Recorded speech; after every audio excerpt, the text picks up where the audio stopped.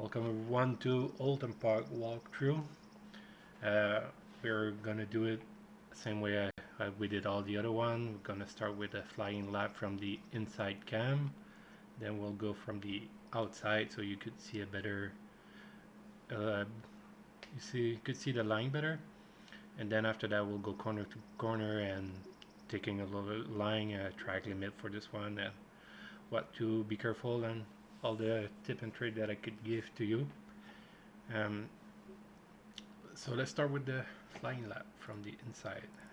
Some may already view this lap was a 1:33.0. It was done on the hot lap mode at 20 degrees. So let's go. Your screen sharing. Sorry, what? Oh yeah, you're not sharing if you mean to share. You're not sharing the screen. Sorry. No. You were painting a really good picture, though. I got the gist of it. Alright. It will be better this way.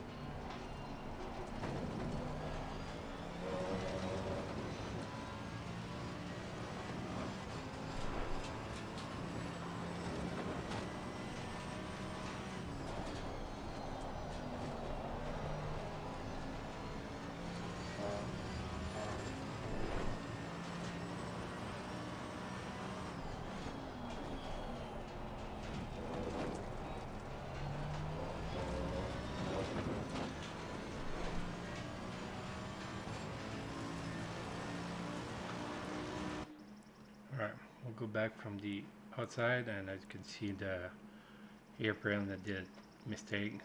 Well, I'll show you another one that I do other lap that I did better when we gonna go back corner by corner.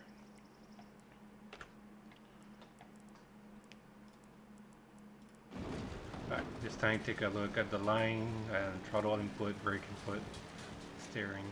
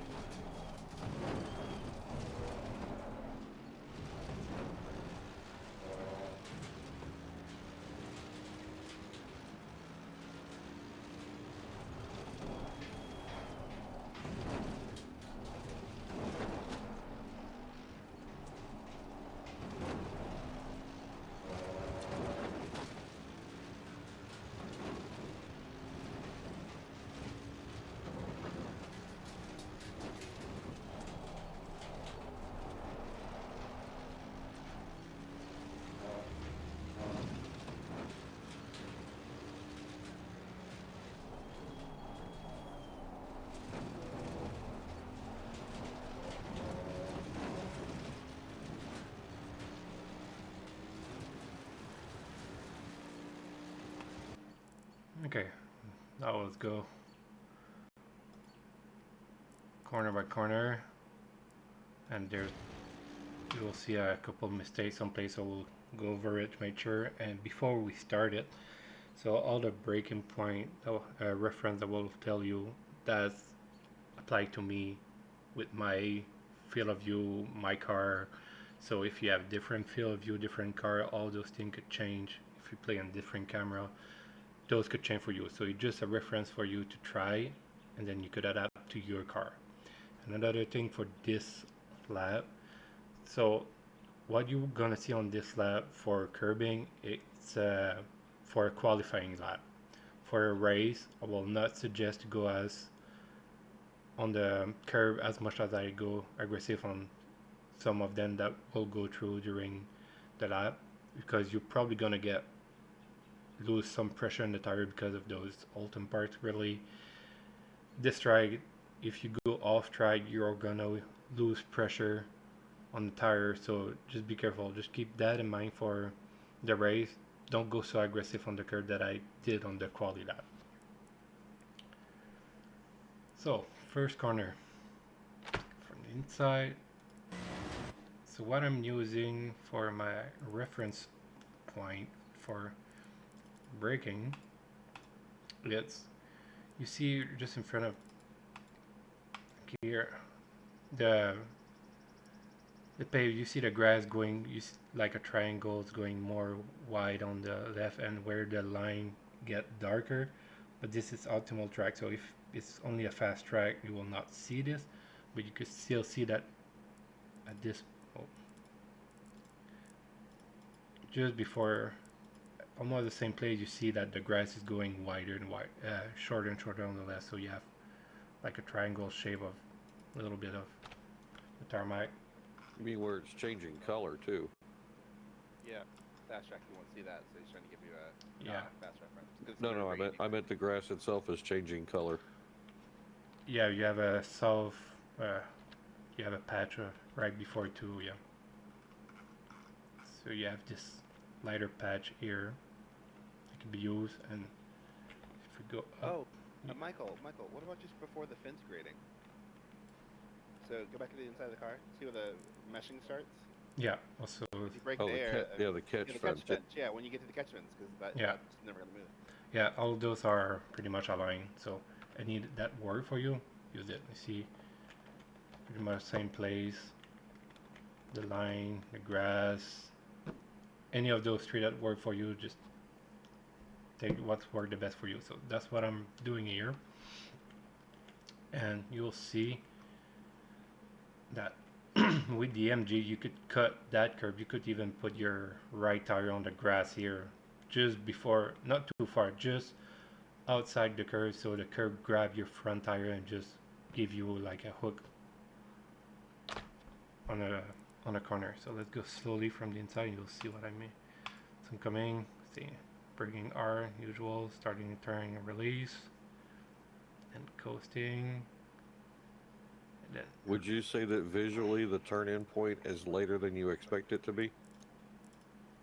yeah, the corner is tricky. You need to wait to cut the corner right, and then like here, I think I'll just stop. Yeah, I put even my little, they are probably on the grass. Yeah, just before the curve, you see the front wheel. It's pretty much just on the curves. It just gave me like an extra grip. It's not extra grip, it's just like the side of the curve will hold your tire a little bit more. But you need to be careful. If you go a bit more than that, you could bump the car a lot more because you'll be on the grass. And during the race, I will not go that much. I'll go on the curb, but I will not try to go on the grass for all them, because for some reason there's glass everywhere in the grass here. So you will just have a slow puncture or anything. You're gonna lose pressure. So be really There's a careful. big dip there. There's a big dip there too. Yeah. But if you hit the end of the curb wrong, and it just smashes the front end in the ground, and then you have no control either, or it's a lift because you get scared. Yeah. So that will be the limit that I will go on the grass for turn one. But for quali, it's fine if you do it if you're comfortable. If not, you don't need to do it. It's not gonna gain an extra like half a second from doing this. You're just gonna gain tiny bit. But this is quali lap for me, so I'm just to get as much as possible of the car on the track. So let's go back just a tiny bit to see And if, of course, in the wet, the conditions are going to be very different, so you'll have to adjust for the grip level. yeah, there's no wet. It's random. Didn't you look at the Did they even change event it? schedule? I didn't look at the number, no. HOP's been raining here lately. It's been random because someone put down that it was random. I don't know who that is though. Oh, well. So here you can see the line better. So like between those two cones, I will go to the grass just a tiny bit, and then I do it. Just enough to give me like an extra grip. So corner exit. This is the corner that's probably the most going to give you a more hard time to get a track cut. Really easy to get wide. It's really easy to get the rear of the car loose here. Then by being loose, you could just go wide. Your track limit is a curve. If you go outside the curve, you're gonna have a track cut. So there's a couple of places that's easy to get here. So be careful, especially first 2 or 3 laps before you get a lap in. After you get a valid lap, you could lift, you could try to lift and just get a warning and not a track. But at the start of the race, will be easy to get first couple laps to get a first warning here. Be really careful. You see here, if we go slowly, I use a bit of the curb. There's still some space. See, I still have a right tire on the track, so it was fine. I could push a little bit more, but really need. The transition at the end of that curb sucks, though, on the left. Yeah, And if you go over that white at the end, it's a big bump. yeah, go on the track before that. Pretty much all the curb here. There's other curb later that have big bump on the end, or even just on the outside. This one, if you go on the outside a bit, okay, you could get a track warning, but you still have this that will not unsettle the car too much. But there's other curb around the track that you just have curb and then grass, and if you touch it, it's really dangerous. So we'll get to those after.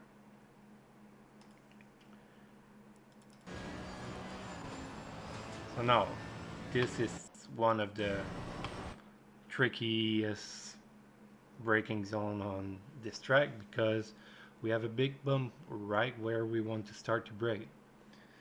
And if you brake after the bump, most of the car will not be able to brake in time. So what we do for those who were there last season, we'll do similar to what I did in Laguna before corkscrew. So gonna brake, release, brake. But this one I think I did, we'll see. I think I didn't fully brake before the bump. So just before the bump, I'm gonna touch the brake lightly just to slow down the car a bit. And then when I'm past the bump, then I'm gonna apply like 100% of the brake. I think that's what I did. Yeah, it was still a lot. It was like 75% before the bump. So you see the bump is right there. It's right pretty much with the Pirelli sign. So you actually use that part of the track. The car doesn't become too unsettled for you through there? To brake before the bump? No, I mean because of the dip in the track. I've noticed that the rookie Mercedes has a hard time going through there. It's like it lifts the car out the other side. If you smash through it, it does. But if you get slowed down before the dip, then it'll Okay. make fun. From here you could see the dip. I don't know if you see it good on screen. We'll just go. Yeah, you actually do. What I see a lot of people do is when they get to the dip, they drive into the dip, and as the car's coming up from the dip, they jump on the brake, and the car gets really badly unstable because the front's going up while they're trying to force it down, and the rear's going up while it's going forward. So it just kind of gets all out of sorts. Where if you do it before the bump and drive it into the bump, then the car can only go down. So it's easier to then control release of the brakes. Yeah, you don't, and even after the bumps, it's too late. You're gonna go too deep in the turn. So brake before, but you don't need to go to 100%. You see, I'll go slowly. I think it's like 75. So So going, basically, you're loading the and suspension, back. getting ready for the bump, right? Yeah, it's like a two-step brake. Let's go again. You'll see it's really so brake and then brake hard. Even then, you see the car move a bit, so I have to correct it. You'll see probably better from the outside.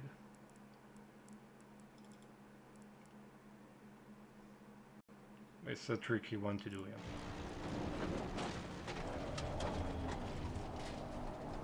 It was not too hard to control to catch that one, so still doable that way.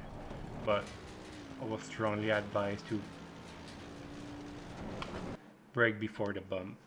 So you could see it while driving, so just tap the brake before and then smash the brake hard after you pass the bump. If you get a chance also to follow somebody down through there, because that whole complex is so complicated that people either miss the bump or they brake early and you're not really set off to side them correctly. And so when you get to the end of the corner, everyone's all tangled up, like their lines are all tangled.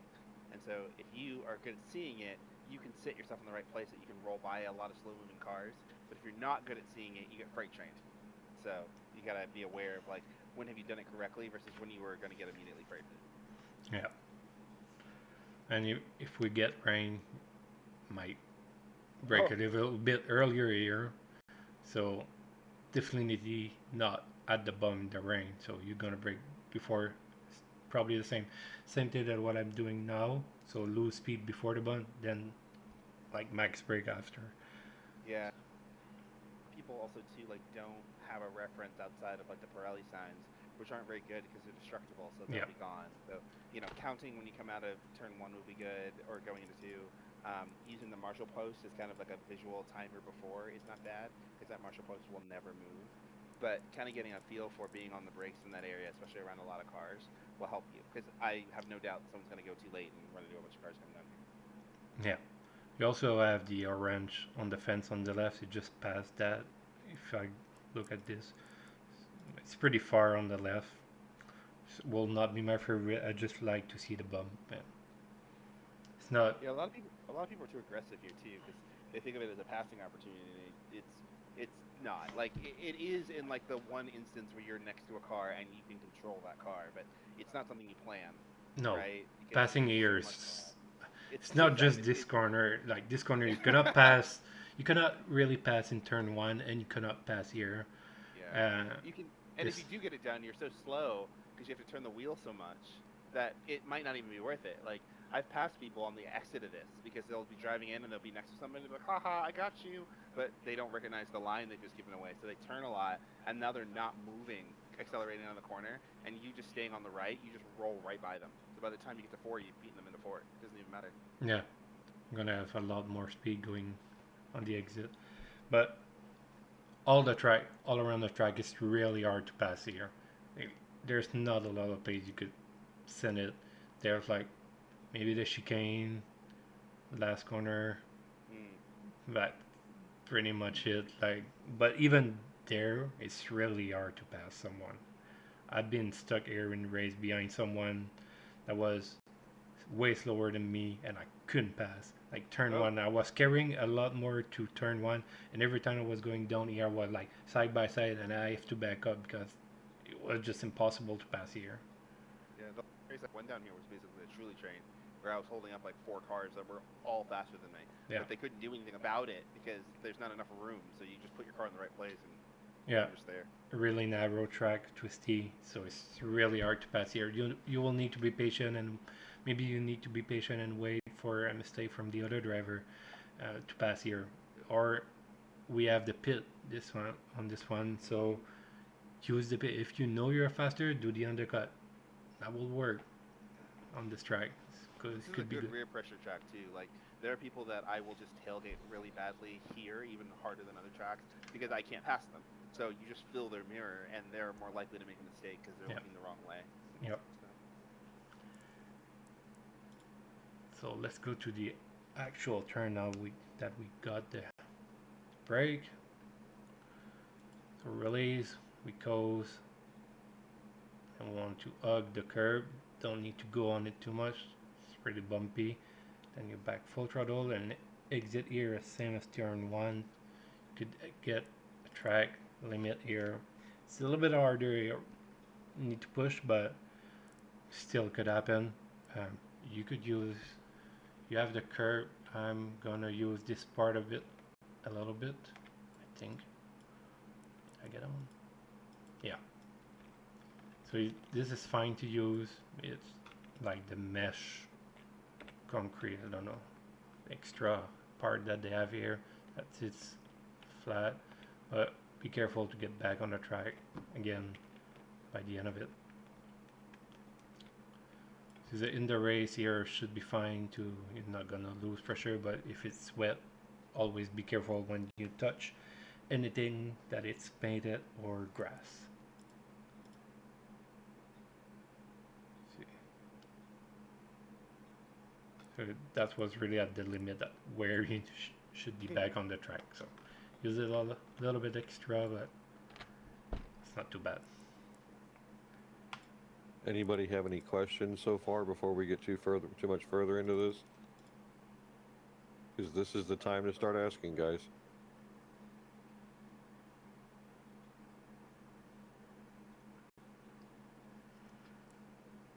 Okay, we'll continue. So next corner, especially if it's gonna be wet, you need to be extra careful here, even in a dry. That next corner is a fast left corner, and if you touch the grass here on the exit, just go, you go a tiny bit wide here, you touch the grass, you're in the wall somewhere here. Or you're gonna try to do like I did at some race and going through here. I did it, went perfectly fine here, but then collect my friend here when I get back on the track. It was an unsafe rejoin. So just really careful.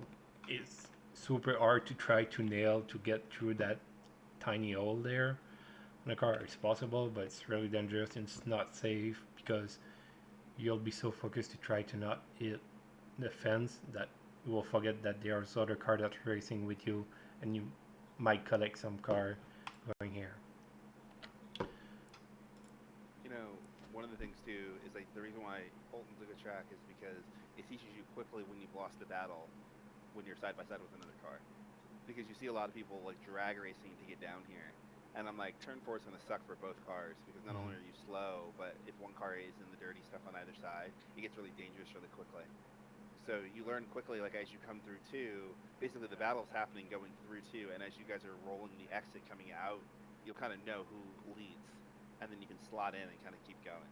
So it's not, you know, you can pass here, but it's not, you want to pass like down where you are here before you get to four, so that you have enough time to like get the car settled and get the car turned. Like, you know, we talk about this all the time. Like, Michael, can you run this forward? Stop. This makes no sense. Yeah, right here. Right, this makes no sense to try to pass here. It's really risky because you're going so much faster than you were just 5 seconds ago. And if you get the entry wrong, or you touch a curb, or whatever, right, then you've understeered off the road and you're in the grass and you die, right? And if a car tries to stay around the outside of you, then you almost take out both cars if you're not careful. So getting them on the drag race up the straight can make sense because we're all going straight. But when we get around here, like we should have already decided, like, okay, who's won this? Yeah. And follow you into four. Yeah, you need to be in front like before this because since it's so fast, like you'll see. Let's go. Nice full speed. Just gonna back up tiny bit. So what I'm doing for this corner is just a tap of the brake. I don't shift two on this car, but some car could just lift. Some car will need a tap of the brake. It's really like a quick tap, and what I'm using is the road. Just gonna show it. Or the access road there on the right. Yeah, this. So just before that, you see I'm starting on the brake right now. So that's what I'm using. So either if it's a tap of the brake or a lift, it's pretty much the same place that where we're gonna try it. So we're just gonna go check the brake.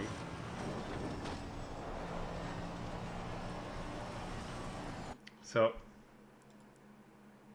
as you can see, I carry a bit too much speed in it, and I was way too much on the left. So I did the tap. Now I'm keeping it a bit. I was realizing that I'm still carrying too much speed, so I just like trail brake like 10%. But I was still way too fast. I exit too far on the right. This is way too far. I'm getting on the rubber on the right, so I should be like no more than middle of the track here, so I could be prepared for the next one. Can you show it from behind real quick, just as a reference? Notice how he's in the garbage on the right here, guys. Not to mention he has to make a very quick S-turn almost out of this short straightaway. He has to go from almost full right to almost full left. So that weight shift from side to side really disturbs the car. So see, and with all that, because I carried too much speed on the previous one, was so far on the right, missed my brake, it's down a bit, and then went way too deep in the airpin. See, doesn't seem much if you look at it. Let's say going up and then will cut back, going down, but this I lost like I think it was almost 310 here compared to the other lap. So I will show you how to do it properly. I'll try to find it. I think the other thing too, while you're finding it, Michael, is like you notice a lot of folks overdrive 4 and then try to make it up in 5, and like there's no such thing as making up time. No, right? you cannot Like, make time. You can't make time. Like you can only lose it. Right? There's like a life lesson you take from that. And so you see people charge in on the wrong line into 4, and they're over where you are. And then what do they try to do? They try to throw it right in on the inside on 5, like far right, and that makes even less sense. You hurt yourself twice, right? So knowing how the corners are connected and knowing the driving line you're physically traveling will save you a lot around here. Especially like when you are battling with other cars, you can make your decisions early and say, hey, there's a car behind me that's carrying more speed. I'm going to get my car set up mid-track early, turned into the right early, just to stop them, right? You don't react to that. You plan those moves in advance so that they have to react to you where your car is placed, not like, oh shit, there he is, turn, right? Because there's not enough time to fix that when you get here.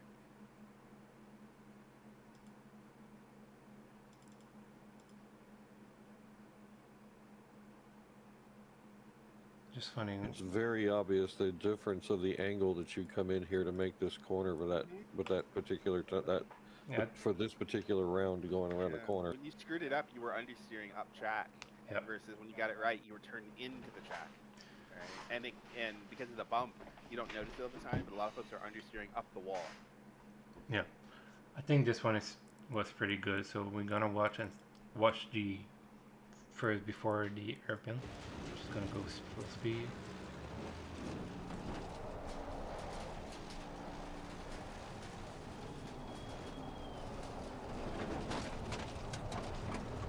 Yeah, airpin was better. I was still a bit wide on the exit, not as bad.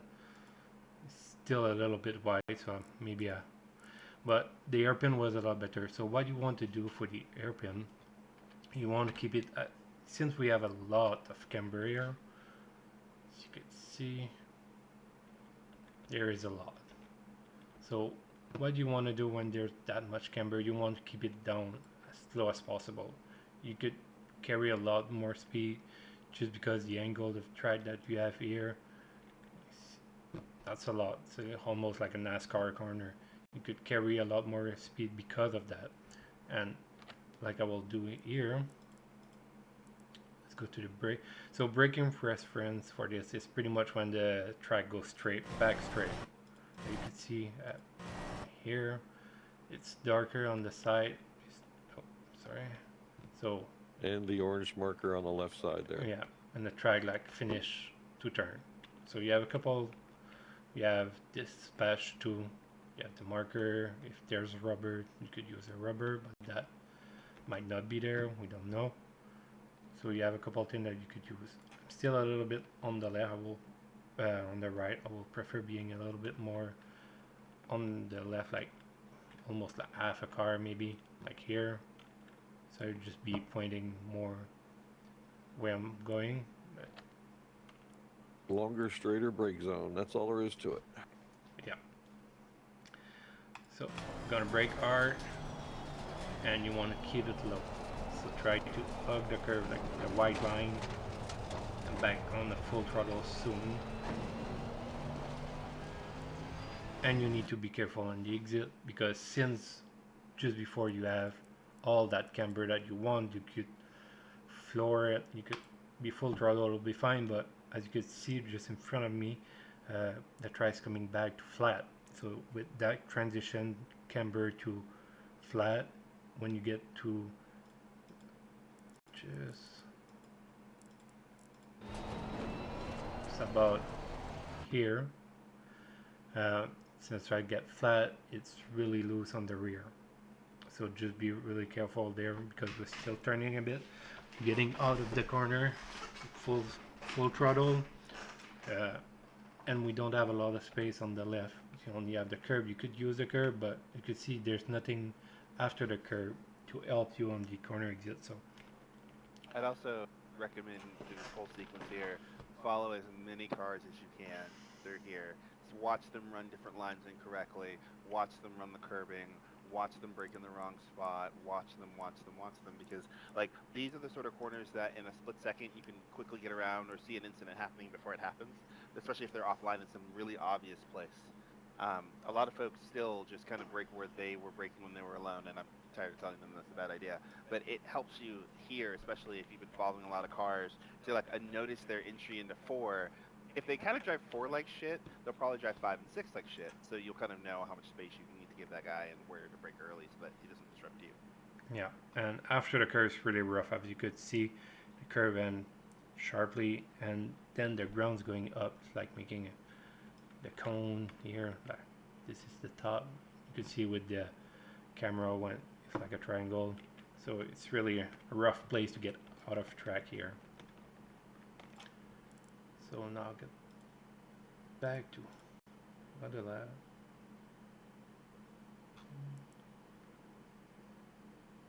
That's going into 4 again. Turn 1, turn 2. I was just looking for. Is it? Yeah, this is the right one. So, all right. I hope you're taking a peek at the track map while we're talking about this stuff, because if someone tells me the bowl corner, I'm going to ignore them.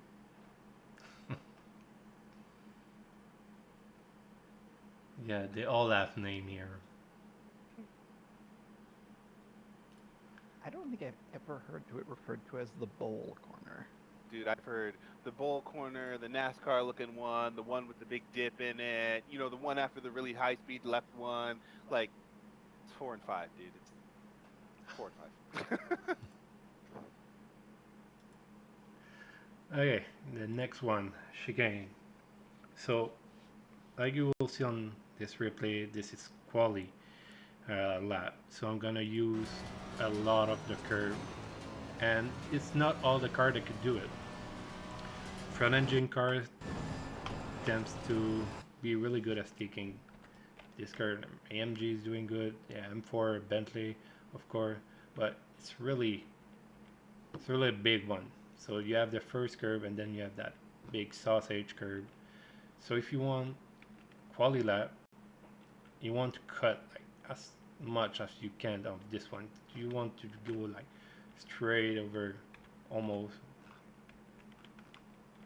like here or something like that, to cut that one. But as you can see, it's not a friendly one to handle. You need your car to be able to handle it. Like McLaren, the old McLaren couldn't do it.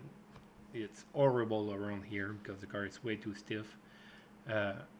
But that's something you need to try. If you cannot cut it, at least go as close as you can. Like go here, go on this one.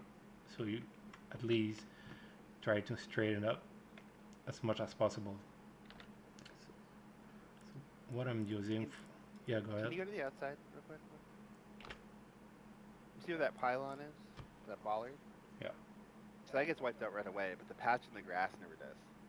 So I Yeah. sometimes use that as just like a reference, either to brake or with other cars, to make that straight line straight, because you can draw a straight line between that light patch and where the curbing is. And that light patch where the post, that's my breaking reference for it. That's what I'm using for. He's right in front of me. And also the camera post that's just to the right of the car, the white one. Especially when there's traffic, that's a good reference as to when you should be starting to brake. Right? Back up just a little bit. Back up. Right there, Right. that white one. Yeah. That's a bit of a reference as to where you guys would be on the track when that little red stick disappears. Yeah, and if you're following a car, you should maybe brake here, but not 100%. So what you should do while following a car is not braking at where you usually brake. You brake before that, but you don't brake 100%. So if you go, so at the end of it, you just release the brake and you're still gonna catch the car. But if you brake at the same place that you brake usually at the same braking point, and you only have be like 0.2, 0.3 seconds behind, you're gonna hit the car in front because you're already maximizing your braking where you like you cannot go more. You're already at 100% to make that corner, so you brake early when you follow, but don't brake 100%. But you're still gonna catch it on the corner, and then you just adjust your braking. That's That's how. why chasing cars here is really helpful, because if you get into the habit of doing it, you don't even think about it. Yeah. Right? You're just, I'm following a car, I gotta brake before the road goes straight. Great. I gotta be light on the brake, I gotta do whatever I need to do, right? Like, I can always tell the folks that have been hot lapping because they get right here and then they just smash into the back of people at 7 and 8. Yeah. And I'm just like, why? You know, and then when they do, they still keep trying to make the chicane, even though there's an access road there, which means they haven't even been paying attention to like what happens if I fuck it up. Mm-hmm. Yeah. So just any corner, you should just brake early, not 100%, and you'll see you'll still catch it. You're not gonna lose time because at the end you're just gonna. It just the physics and math. NASRS have a really good video about that, explaining the calculation. He did the calculation for it, so it's just math. If you brake at the same point, you're gonna hit it. Car brakes a little different, right? So like, if I'm Yep. following a McLaren, let's say for example, and I'm in the M4, well, the brakes in the M4 just tremendously feel better. So I want to give that McLaren a little room to brake for McLaren, and then I can just follow in behind him because I'm not passing him. So why do I need to brake late? Yep. Especially not here in the chicane. You're not gonna try to pass here. So let's take a look how much of the curve I'm going to use. So left tire is going all over the like. See, the MG almost not even move it. It's just perfectly fine. So this one will be similar to the like 2-time brake. So we'll go back and take a look at the brake. So I'm gonna brake for the first one, release, and then I will apply the brake back to get on the right. So hard on the brake, and when I want to go over the chicane, over the first bump, I want to release the brake, even a bit of throttle. So release, bit of throttle, it will lift the front a bit. So you just go over the curve. You just give like a couple millimeters, but it's just enough to go over it more smoothly. And then when I'm down, I'm gonna get back on the brake here. Back on the brake and use the curve, but here only the curve. This is like limit of what you could do. You don't want to get like this. You cannot get more than this. This is maximum. Even in the MG, if you go on and you touch those posts here, the ground is so bumpy. As you can see, it dips. There's bump everywhere. It just gonna bump the car. It's bouncing me when I miss it every time. So don't. And I'm just gonna go back to check how much curve I took.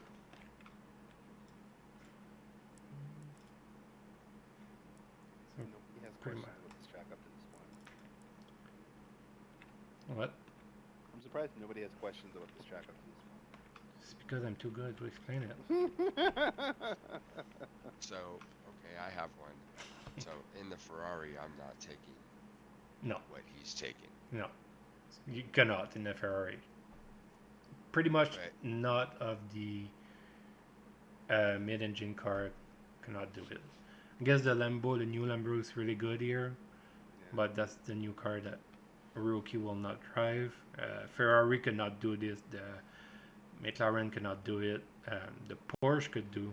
The Porsche is really strong here because of the twisty track and the acceleration is really good, but it's still very sketchy. Like that. They can roll. They can roll inside tire a little bit, right? Like just to keep the momentum, but not bounce the curb. Yeah. And like you'll lose a little, but you're not gonna get run away from that. No. Right? Like it'll just be okay. I can't follow his line exactly. I just have to remember I have an engine behind me and I need to roll tire over tire, not whole car over whole car. Yeah, but like I said, this is quality. I will not go on that curve that much on the race. I will be on the first part of the curve where the black stuff is, black rubber. I will Right. not be Where it's that. darkest. No, yeah, I'll be on that one. That one's flat, so this one is fine to use. See, it's even flat. It don't even have the bump between the white and red. It's flat. It's just the sausage. So in quality, I want to just jump it. See, I'll go just over it. The other thing too, remember, Mike, is the fact that the nose of the Ferrari is slightly narrower than the back. So if you came through here and you touched it with the front tire, there's a slight possibility of hitting it with the back tire. So be careful. Mm-hmm. That would suck. It would, yeah, because it'll be too late, right? Well, you'll hear it too. It'll go, boom, and that second one will be the one you'll know you're dead on. See, I jump it. So that's as much. You could maybe I could take a little bit more in the front engine, but I don't want to risk it, and especially not in a race. So I'm not gonna gauge a It huge could be time. how I have my car set up, but I can't take that much curbing in a rookie AMG. Bounces too badly. Are you sure you're not following the tire on the other side of the curb? I'd have to go back and look at the replay. I don't feel like I am, but I've struggled. So, Mike, go low to the curb, kind of, so your tire, it's like, yeah, and then go to the other side of it. So go to the grass side. So this is a 2-layer curb, right? You've got the curbing on the track touching side, and then you've got the part that you see as the curb, and then it slopes down on the other side. So a lot of folks, when they try to take a lot of curb, they actually end up taking too much curb, right? So the car goes over basically 3 elements and goes up, down. And that's when the car can get unstable, because it's basically being jostled really hard, and then because this complex is so short, it jostles and jostles and jostles, and so you never really feel comfortable. You're rolling Yeah, up and and I think if I went back to the replay, you're probably 100% right. That's where I put it. yeah. So, you know, you can take a lot of curbing, but it's just to straighten it out. It's not designed to make you cheat the whole thing. Okay. I would also say that coming through here, after you hit the curb on the left, the change in direction of your hands is critical about how quickly you can get the car changing direction here too, because there is such a very short distance between the two curbs. Yeah. So we'll go one more time. This one for mid inside, full speed. Just take a look at the brake. You'll see how brake, release, and back on the brake is happen really quickly. And you have to do that when you enter. So you enter on the left. You cut the curb. When you cut the curb, your car is straight. You are not turning anymore, and then you apply the brake back to get on the right. So let's go full speed, normal speed.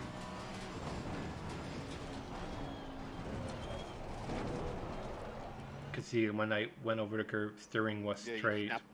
Yeah. and then going down. When I'm off the curb, I was steering straight, tap the brake, and then I turn.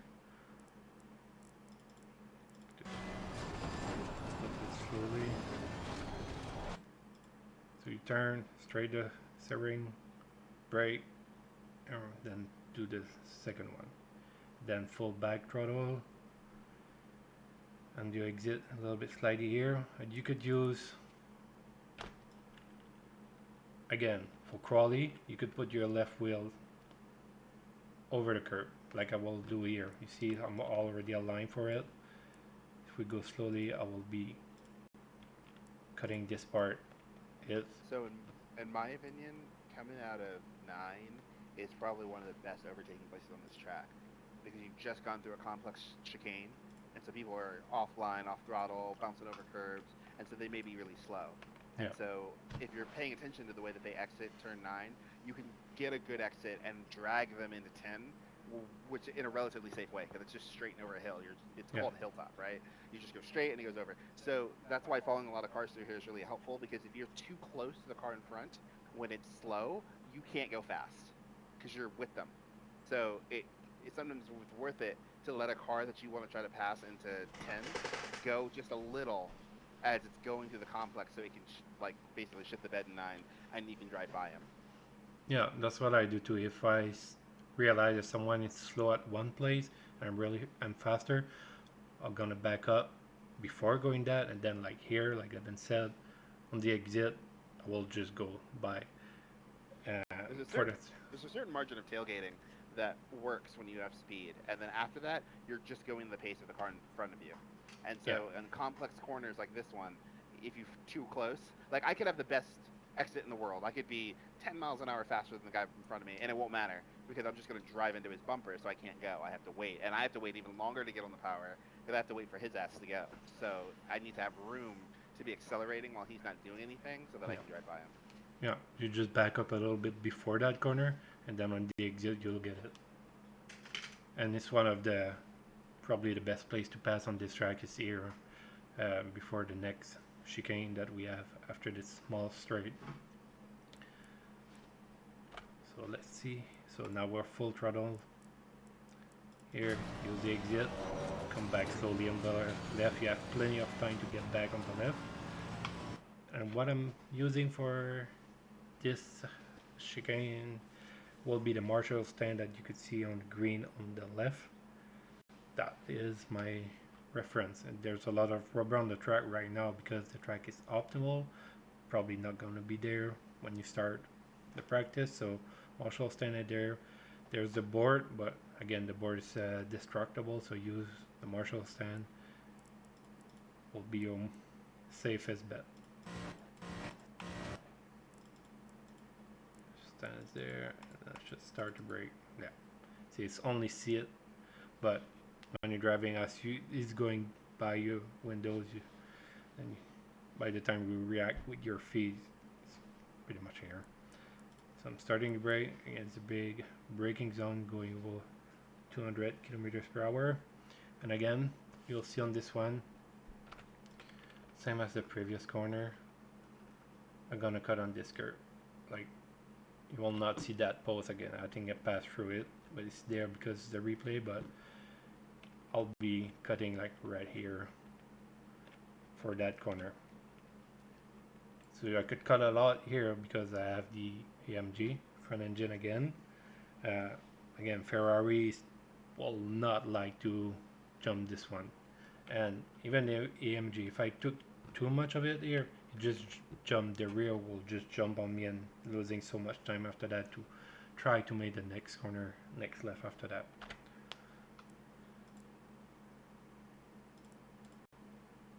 So coming to the corner, you can see, start turn, release, then I cut it.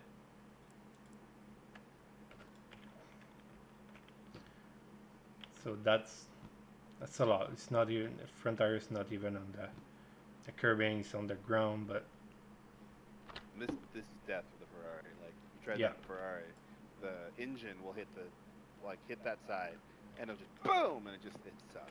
yeah, like this is, that's what happened with this ride. There's only certain car that could take advantage of those curves. You cannot do those in other car than almost all in mid-engine, front engine. What you find too is like a lot of people are probably like, well, then why are we driving it? How come the Mercedes can do it, the Ferrari can't do it? There's a strategy for the cars that can't do it, which is following closely, because the driver has to be precise to take advantage of these minimal changes. If they're imprecise and take too much curb, or sometimes not enough curb, then it's pointless, and they actually hurt themselves more than if they do it correctly. It's not just like curb equals infinite advantage. Yeah. Right. So there are lots of times where, like, if I'm in a mid-engine car and I'm following a front-engine car in, I will chase them aggressively until they get to the part of the curbing, and then watch how they curb. And if they curb badly, I stay close to them and force them to curb badly over and over and over again until they bounce themselves off the road. It's not my fault they don't know where the curbs are. Yep. So Yeah. I'll show you after what happened if I take a little bit too much curve. Like this is allowed. What I'm gonna do right now. Still do it fine. This is perfectly fine for the car, but I could find one in the replay. Let's see. I could find it quickly.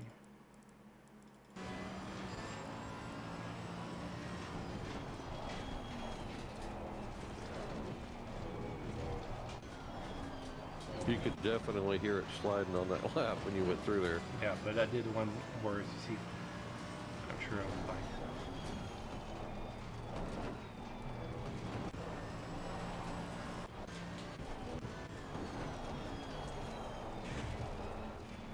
That was a big bang there. Yeah.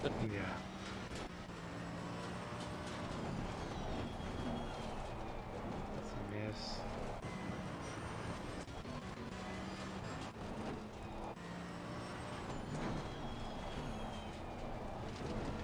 I know I did it a couple times.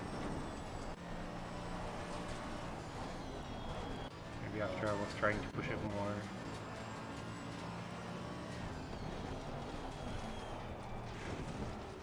Oh, there's a big bang. Holy smokes. Yeah, but the car still feels fine. There's no damage on the car for this game, so that's why we could use the curve that much. well, experimentation too, right? Like I drove a Mercedes last season, and I See, hate up curves around here just because you could. so this one I took it a little bit wrong, and look at, you'll see the rear just want to go on the left. Can I ask a question? Yep. So I hear you guys talking about braking points, but I don't hear anything about the proper turning points. Where are we turning in to get the optimum to catch the apex? You know what I mean? Now I know I'm not the greatest on braking, but I try my best to catch the apex, and most of the times I find myself braking too much to turn in. Yeah. See, you have that, but for me, I don't have answer where I'm starting to turn. Yeah, I that don't makes sense. have any reference point to where I'm starting to turn. It's just by feel and knowing the track that I know, okay, there, I'm just doing it. Yeah. I have no clue where to start to turn. Braking is your anchor, right? It is what anchors you into the corner. Mhm. And there's not enough time for your brain to understand any other reference points while turning because you're only in the corner for a second, maybe two. So there's not enough mental time for like the visual image to get to your eyes, to get back to the screen, to turn your hands and be like, oh, I did that correctly. So all you can really control is that initial break point and approaching the corner, and the turn of your hands becomes a bit automatic.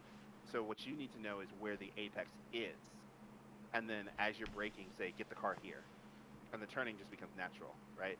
The people who have trouble making the turning point don't know where their apexes are because the brain can really quickly connect two dots together. It's like how you're able to walk without falling down, right? If you look at where the apex is, your hands will naturally turn to get the car to be there, and you'll kind of know if it's not working because you're looking at the right spot, but the car is understeering in the opposite direction. So like on this one, if you're turning to the right and the car is sliding left, you know that either A, I'm entering too fast, or I've steered too much. I need to adjust that. I don't know by how much, but I do know I need to make an adjustment, right? Braking earlier is an easy first adjustment because I can do everything else as normal without changing anything and seeing if it works.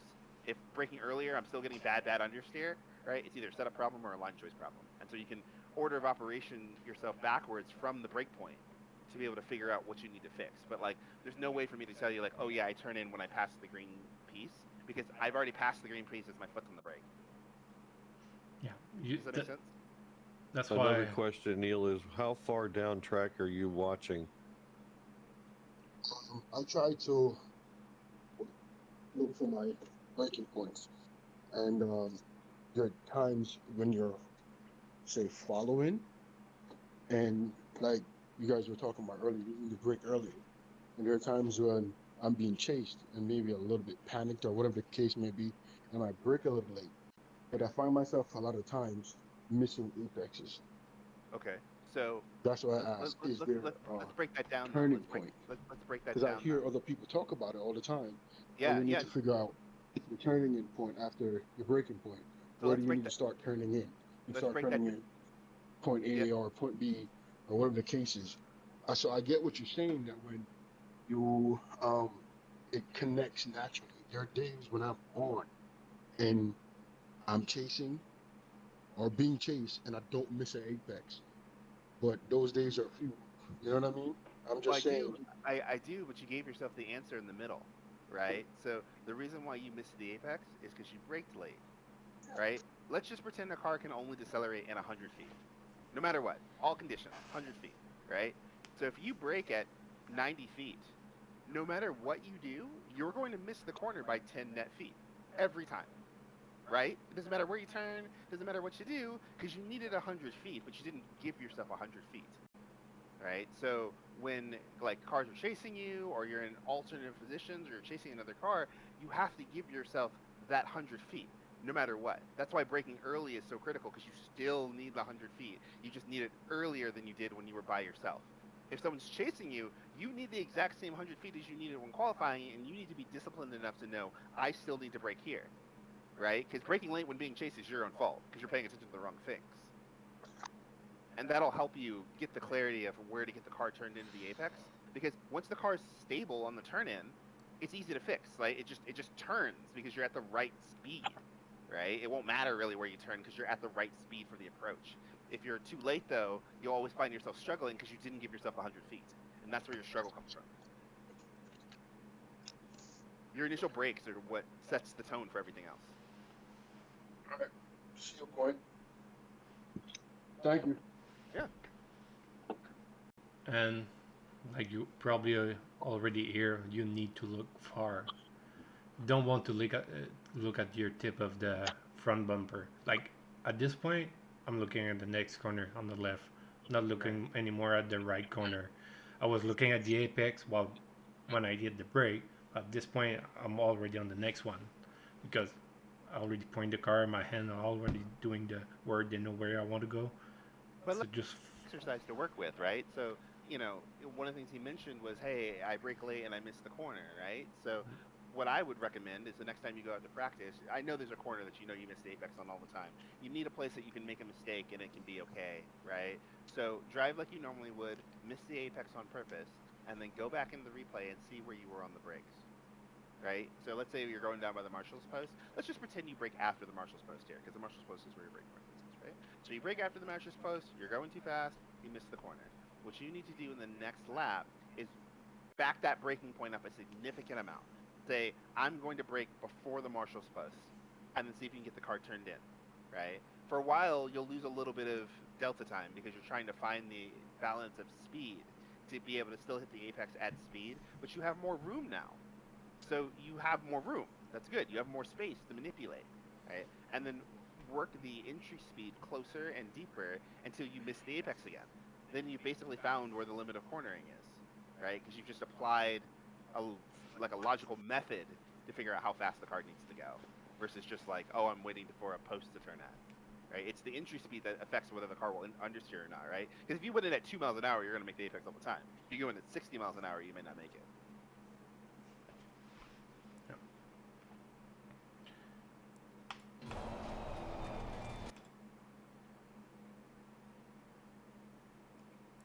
Oh, a good place to try it is actually on turn 15, on the final corner, because it's straight-ish, and there's enough runoff on the exit that if you fall off, right, like you can still kind of save it. So you can work on getting the braking down right there and see how long it takes the car to slow down so that you can make that apex down there. Because a lot of people brake way too late. They're going down a hill and they miss the corner, and then they just, get to the edge of the track and drive off, and they're thinking they're fine, but they actually left a ton of space on the inside. Right, so it's a good, easy track that you should be able to see it. yeah. Right.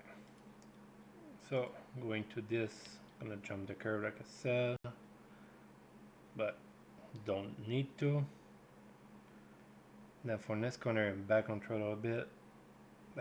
Brake for the corner.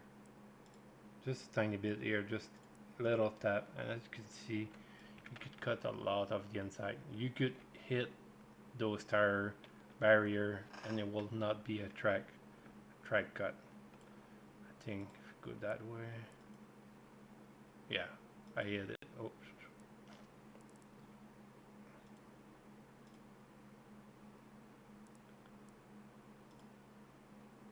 This one.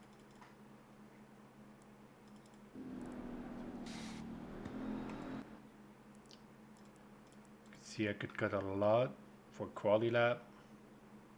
Like those tires will be gone for quality, but don't have to. I will not do it in the race again. I will not say that enough.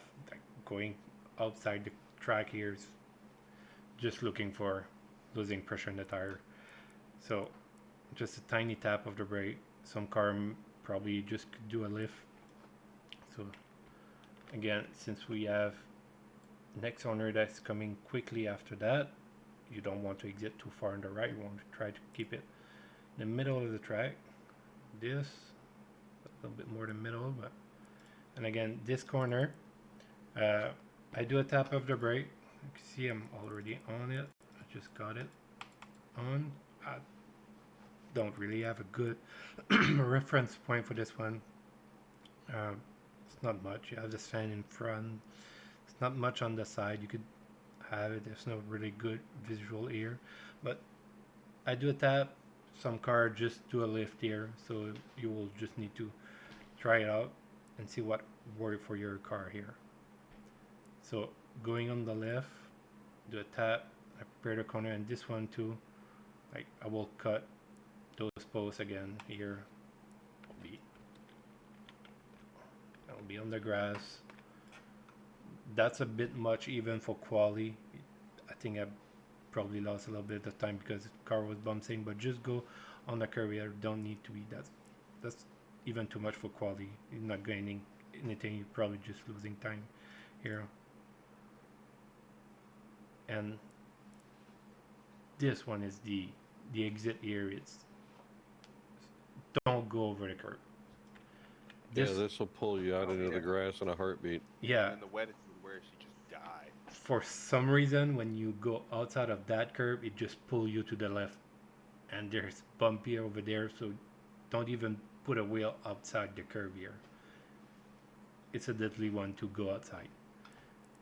So you can see exit here. I will just go on it, but even there, that was a lot. And go on the track before the end. It's got after that final curve here. It is bumpy, it is rough. You're just gonna bump the rail, lose all your speed, and people will push you on the back because going up here, not easy to pass someone here. It's really hard. So there's no space to pass someone here, but if you're slow, you're just gonna be pushed on the back and just then the rest here. Before you go too much further, can we go back to the entrance of this last portion of the chicane real quick? Inside, outside? Yeah, from about here. When you guys are going from the exit of the middle of the chicane to this position, if you'll look, it's a little difficult for me to see right now because of the screen's not perfect compared to my normal sight. But there are two trees in the distance. If those two bollards are gone, you can use the tree on the left as an apex marker at this point. It's above the index knuckle, give or take a little bit to the left. If you'll pull up the MFD, or yeah, there it is. Okay, now go to about well, you're on a quarter speed now, so if you'll roll forward just a little bit and then pause it just as you start to transition, guys, from left to right. Notice where the tree is and all the characters in the distance.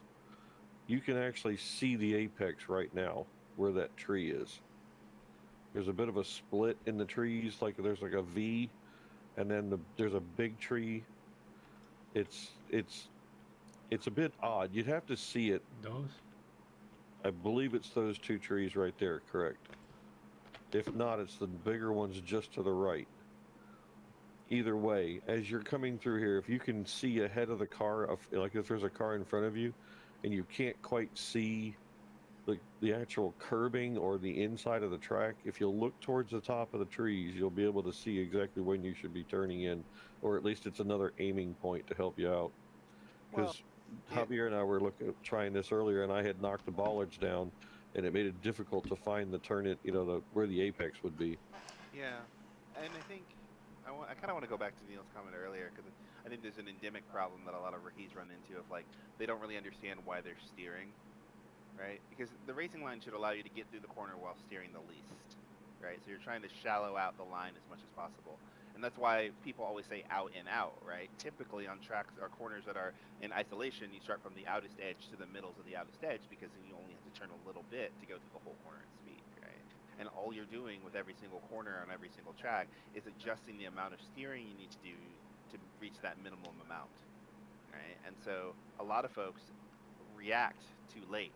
They steer a ton. Like this is a perfect example. They put a bunch of steering lock into the car first, and then the car doesn't turn, and then they correct it because they're not planning where to steer. So they only have to steer a little bit, and you'll kind of know what the proper minimum speed will be because if you're going too fast for the line, the amount of room you've given yourself, the car won't turn.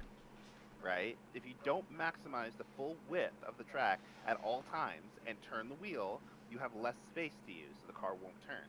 So you have to start farther out. If you're going in too fast, the car won't turn because you've exceeded the grip of the tire. So you need to slow down, right? So when you get understeer is typically done for one of two reasons. You either have a shit line because you've entered too narrow, or you've entered too fast and you've tried to turn the wheel. So you got to widen it out or slow down. And that's how you can kind of figure out how to attune to the proper apex speed. That's why when Neil, you're asking me like, why don't you know where to turn? I'm going off of feel of the front tire. If the car turns, it turns. Who cares, right? If the car doesn't turn, that's the problem I care about. So I need to adjust where the car is placed so that it turns. I don't care if I turn in by the porta potties. I care that the car is turning.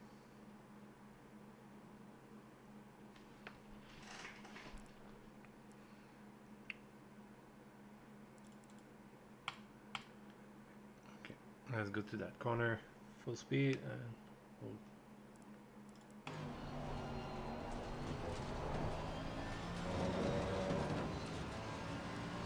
so here going up is full speed, so you just want to have a good line here with blind on the top of it, but it's still full speed. So just gonna go back a little bit, just take a look at the line. So you go right a bit and then you turn left while going uphill.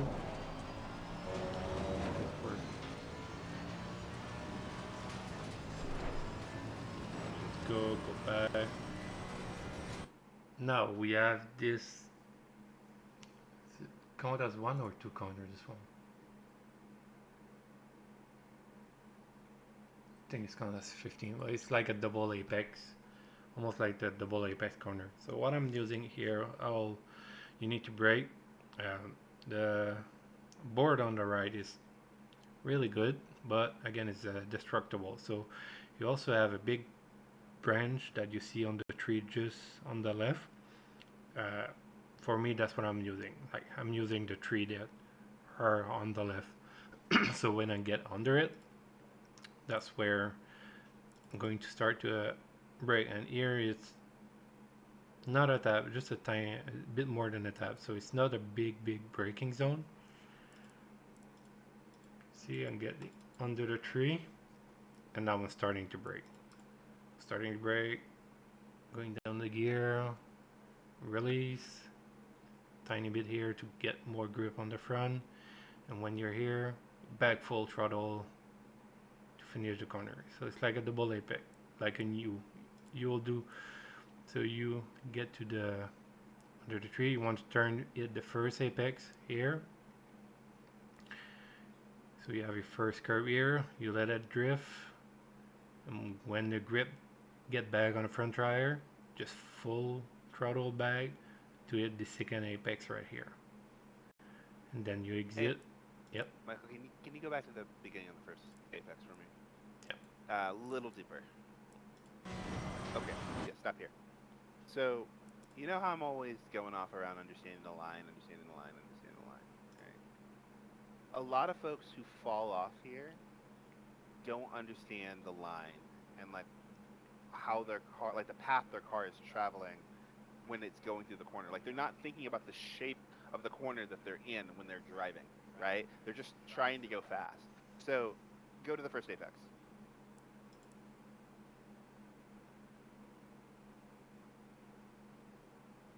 Okay, stop. Look how much road there is until you are out of the corner.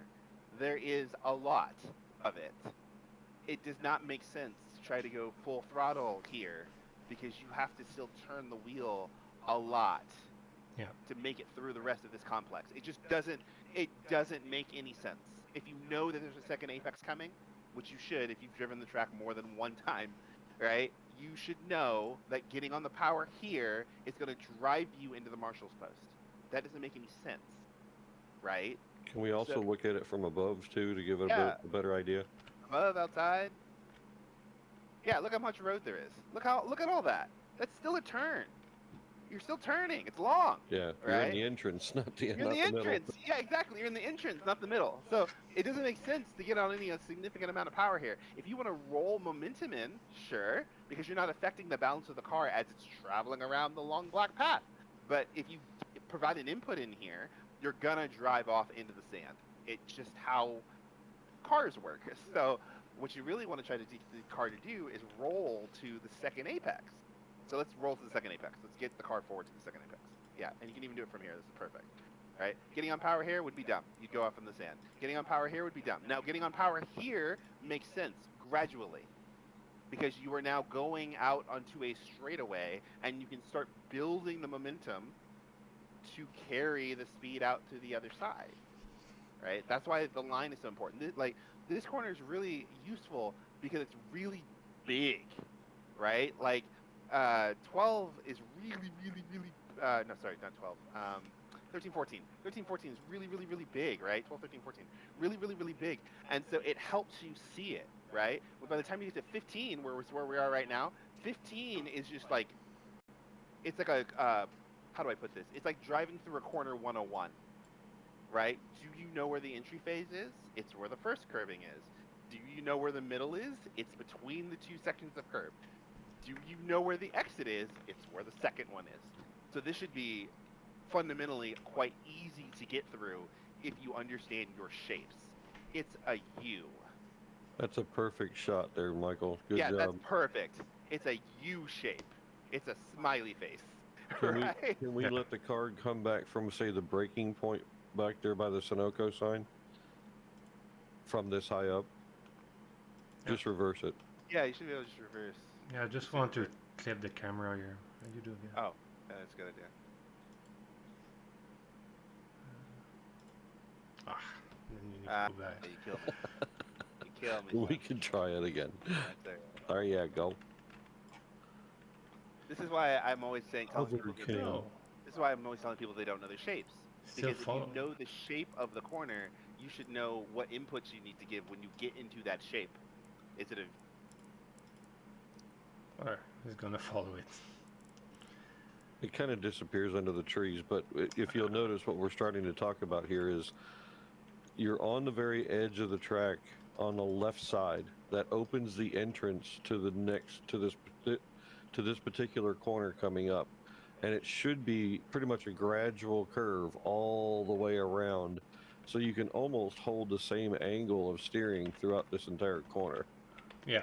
The lift about halfway through or slightly before that is what helps gain the grip to allow you to get back on throttle again to drive through the second half of this and have plenty of steering.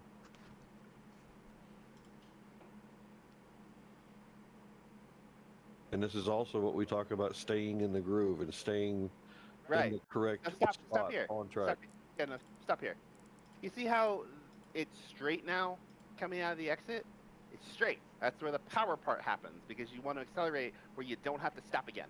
So you're not turning anymore. You're going straight, and that'll allow you to carry the speed down to the next section.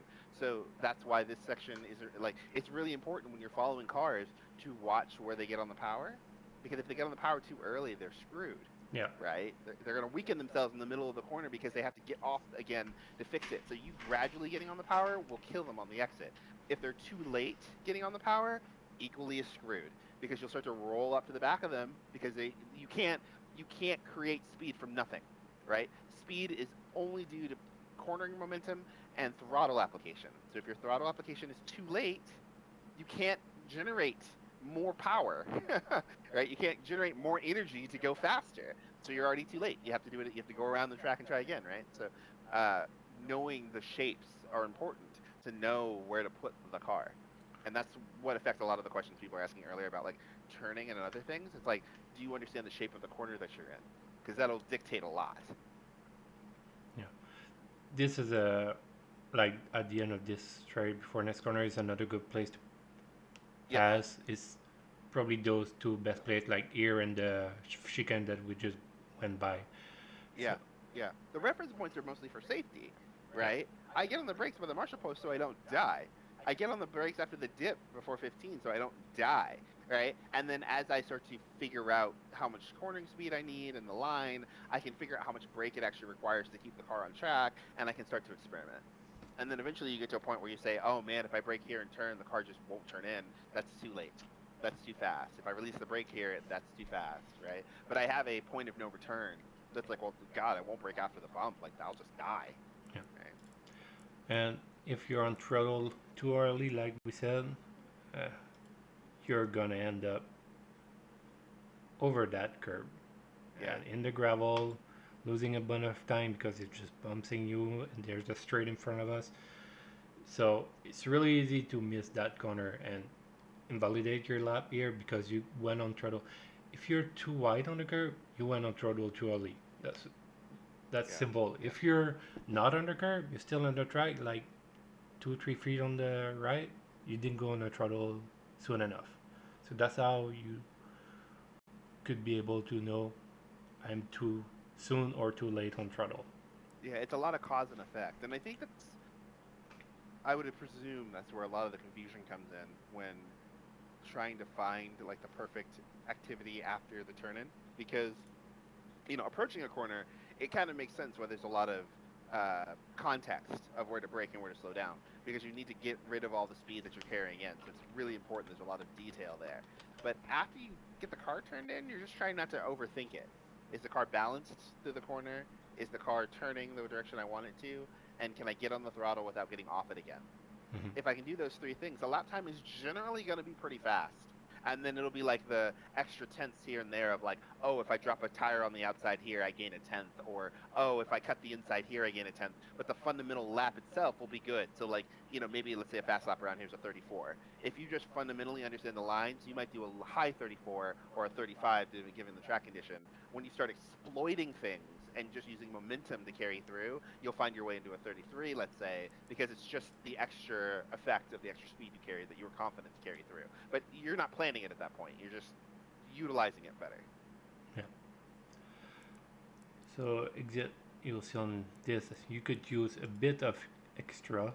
There's the thing on after the curb here, but get back on track before the end again. Same thing for all the curb here. So get it back on track. And then we'll get to the last corner. It's not the last, there's a corner after that, but it's flat. Or for this one, my breaker and first friends is the top. It's going on the top. It's where the sign is. The sign is destructible, but see, we'll go back inside. Like here is going up and then it's going back down. You can see, I don't know how good you see it on the stream. You see now it's dipped. We are going up a tiny bit. So when I get to the top of it, that's where I want to brake. Look, just go back a tiny bit. Like right here. That's where I'm starting to brake. So when you see back the last corner, when you see like all the road up here, that's pretty much where you want to brake. So braking hard is a slow corner, and you could go on the curb but not over the curb on the right. And here it's a really tricky corner to do because you're gonna lose the rear like really easy, because we're going uphill after that pose. Like here we're going up, and then we're going on top of the hill, we're going down quite a bit. So you need to be gentle on the throttle, because you could have the rear really loose here, and if you go too wide on this corner, that's really easy to invalidate a lap here again. Like, I'm pretty much on the limit here. Don't want to get more mud to that. I could use it. You see, we still have that thing on the left of the curve. So for quality lap, if you want to push it, it's fine. Just go back to the track before the end, because you see it ended up pretty sharp. So we use it. And then we have, I don't know if it's called a corner, but this one will be flat, so just keep it tight here. You let the car drift to have as less minimal steering input as possible. You want to keep the steering as straight as possible. And then you prepare for your next lap. Plus, if you're mid-track coming down the front straightaway, you're having the guy behind you to make up his mind of which side of the track he wants to pass you on. Yeah. Or they're pushing you into turn one. Like, sometimes if you can't get a run out of here, you're just shoving the car in front of you and trying to stay as close as they can to see if you can make them screw up turn 1, 2. Because if you can get them to stay in the middle of the track, they're dicked when they get to the other side because they're not using all the track width again. So by filling their mirrors up and just staying there, you know, it stops a less attentive driver from just moving to the left like they should. They get scared and they move to the right, and if they move to the right, they're dead. I will say on the left side of the track, there is a bump that will send the Ferrari airborne over that Pirelli sign if you hit it. So that might be good to force an opponent into.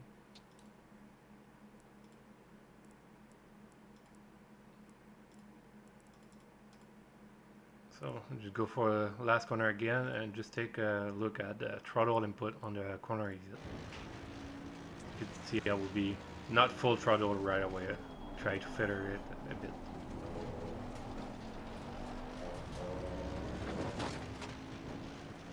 Try to be gentle to prevent the rear to slide. Is there any question on any part of the lap? You're welcome, Davin. Yeah. Oh, and the other question I'll ask too is like, is there any like fundamental driving question that you guys have? Because like, I honestly can't believe you will sit through an hour and a half of a track walkthrough and have 0 questions. I've been driving for 20 years and I still have questions about how to drive the damn track. So like, I can't believe that. I mean, I've been driving Oulton Park while this has been going on, trying to make changes. So I don't know. Does that qualify as answering my own questions or what? It's called spying. Yeah. Yeah, I don't really know if that's called answering a question. It's not really a question, but we're getting there. Right? Like, I guess I only ask because, like, sometimes, like, the track walkthroughs are always very valuable, right? Because there's always little details on references and entries. But I do notice a lot of people ask a lot of, like, second-tier questions when they need to ask a better question first, right? And it's normally around, like, where the line is, how do I find it, how do I get there? You know, asking questions of like, why do I need weight shift to get the car to turn in? Like, why is it important that you gave it a light brake rather than a heavy brake, right? Like, things like that. And like, understanding those things, I think will help you, to Ryan's point, answer your own questions. Because with more experience, you'll enter a corner and you'll say, hey, like, if I give it a little bit of light brake, will the car turn? Yeah. Maybe I can get away with a lift instead. Let's try it, right? And you'll kind of work your way through the order of operation to figure out where to find lap time. So I keep pressing you guys to ask questions because it's just, I don't believe that you don't have questions. We'll do one more lap from this view. Yeah, go ahead, Henry. I want to be clear. What was the reference point you used for the final corner? It's go back. It's on the top of the small hill that's here. They're right on the top where the sign is. So when you practice, you could use a sign of it, but as you can see, it's like on the top. It's like a little bump. It's not a real bump. You're just going up and down. So that's what I'm using. At the end of the dip right here is what he's talking about. Because the track has a slight dip in it, and it comes right back up to, like, say, regular track level just before the sign. Yeah. And once it gets back up, that's when you brake. Yeah. Right. Okay, and Depending on would your you say view- this is a high camber corner or no? There's some camber on it. This one, yeah, there's some camber, but it's also But tricky. it changes, right? Because Yeah, it Yeah, changes it changes quickly. rapidly. Yeah, it changes rapidly. It goes from kind of neg camber in the dip to pause camber over the hill to pause camber downhill. So kind of it's multi-phased. Yeah, it's not as much camber as the hairpin is. There's a bit, but it's really easy to lose the rear on the corner exit here because we. But the fact that you can't see over the crest should be a clear indicator that you need to be gradual with the throttle, because you're heading over a crest. So you need to give the car time to roll over the crest and not wheel spin itself. It's the roller coaster effect I've been talking about lately, where as you come over the top, everything gets really light. Yeah. So I know it's a long one. But we'll do one more lap full speed, just like this. About that height, Michael, maybe a little further looking forward if you could. There you go. Oh yeah, there you go. And we'll go full speed just to give you a better view of the line.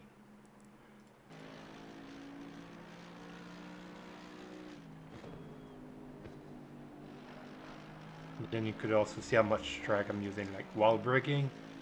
I'm Yeah, that hugging was the white biggest line. reason I suggested this too. See, hugging the white line while braking. And then I'll pull the X.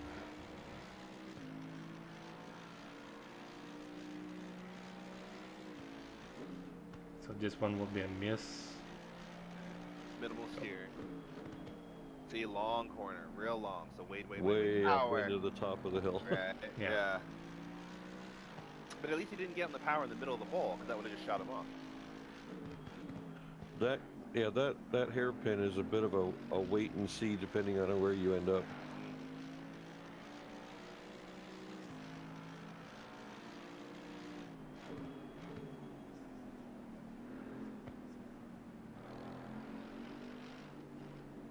But if you know, like, every corner is basically approached the exact same way. Right? Like, screw everything about what you've talked about for a little bit, right? If you look at it, every corner is approached the same way. Out, in, out. Right? You're just basically, how big is the U shape you're following? Right? Yeah, there are hills and crests and stuff, yeah, but still. Out, in, out again. Left side, right side, left side. Yeah, left side, right side, left side, right side. It's just dance across the track. So if you understand that, you'll find a lot of route to lap time off the base. Like, yeah, there's a lot of variability in setup and the car bouncing and a bunch of other things that you can fix by tuning it, right? But there's a certain core lap time that you can always extract if you know the racing line. So that's why a lot of folks, when I'm like, why do you miss the apex by 10 feet? Like, missing the apex by that much gives me, like, emotional anxiety, right? Because I know there's no way there can be found speed there. My track is shorter. Yeah, what you were talking about is like I talk about when it comes to setups. You guys use a particular setup that you start with and get the most out of that setup the way you drive it. Yep. Then you alter your driving, your braking points, your turning points, your ability to get around the corners, and your acceleration to make sure that you can absolutely change nothing of the car, but how you approach the track and how you drive the car. And then if you can't get it to fix something, that's when you adjust the car. Because I'll give you $5 that, honestly, for most drivers, and I'm going to say for most of the guys here, your setup is actually not helping you as much as you think. Really what you're doing is you're overdriving a corner badly. And then you're saying, oh, the setup's really poor. And then as you are making changes to your car, you're slowing down as you figure out where to brake earlier and adjust things. And then you go back and you say, oh, the setup was better. most of the time it's not really so much the setup as it is your driving. Like there are some places where you go over curbs and stuff, and there's dampening and other things like that. Yeah, for sure. But 9 times out of 10, like you can do the same break point on the aggressive and get pretty close, right? Because you're still what 103, 104%. Like you're still not maximizing every single effort of everything, right? It's just a good lap. So that's why often when people are asking for setup advice, I'm like, your setup advice should be to drive better. And then when you start to push into the 102s, 101s, where you're like exploiting the crap out of everything, you need your tool to really help you, right? And that's where tuning can help because you're going to force the car to do some extreme thing, and you need it to be able to absorb that extreme thing. But at the slower speeds, almost all the cars can do the same thing. Yeah, you're going to get the most of your time, like big majority of your time, by a good racing line and good braking. With a normal setup, with the aggressive setup, you probably a good driver will be within like a second or 0.5 second from alien time. It's just the other second is like min-maxing every corner, like braking like 5 feet later, braking 2 feet later, and get on throttle like 5 feet earlier than the previous one. Every time I compare a lap with an alien one, they're always braking a tiny bit, a lot of time. They're braking like a tiny bit before me, but they're on throttle a little bit earlier than me. That's where they gain their time. But it's like minimal. It's like a couple of meter. Yep. But that's Yep. min-maxing. That's why I say skill up for a lot of people. Like honestly, the biggest setup change you could make is a better understanding what you're doing in the car. Yeah. Right. Because that's where a lot of the lap time comes from. Like I could give you all my setups today, and I'll still beat you if I know how to use the track better than you. It won't matter. Right. So after you get that understanding, then also your setup changes will be more impactful because you'll have the driver foundation to say, I know for sure I can get the car to the apex here. I just don't like how it feels. Mm-hmm. That's a different requirement change than I can't hit the apex at all, right? Because after a while, I'm making setup changes for my own level of just like sensitivity and comfort. Like I don't want to have to chase after the steering so much. I don't want to have to catch a little bit of oversteer. Like it's just comfort and drivability and ergonomics, so that over the course of the race, the car just doesn't randomly spit me off and kill me. But I still have driver skill that I can keep the car where I want it to go. I can direct where it's going, right? And so, I implore a lot of people to start thinking about their driving that way versus like, oh, the car sucks. Because, like, yeah, there are some bad cars, but most of the time when I see people say the car sucks, in my head I'm like, that's just a driver who sucks and doesn't want to admit it, right? Basically, that's where the words overdriving and underdriving come from, because you can underdrive the car and it won't handle right, and you can overdrive the car and it won't handle right in a different way, but it will not handle properly. Right. It's not the matter of going in at 60 miles an hour. Well, actually, let me use a better example. So if the optimal speed is 100 miles an hour, right, trying to go in at 101 is dumb. But going in at 99 is slow. A good driver will know how to manipulate the car to get as close to 100 as possible without having to make any big change to the car. Once they're getting close, they can make a small change to get that last little bit, but they still know that like 100's where the limit of the tire is. That's just where it is. I see a lot of folks, they go in and they try to go in at 104, and then they come back to me and they go, the car won't turn. Well, the operator's being dumb with their tool, right? And they just need to find a more systematic way to build into that speed rather than just throwing it at the corner and wondering why it won't turn. That's not how cars work. If that's how cars work, we wouldn't need to be here. It would be really easy to drive cars because you would just close your eyes and turn and the car would always take it. Yeah. Can you go over turn 3 again? Sure. Cascades.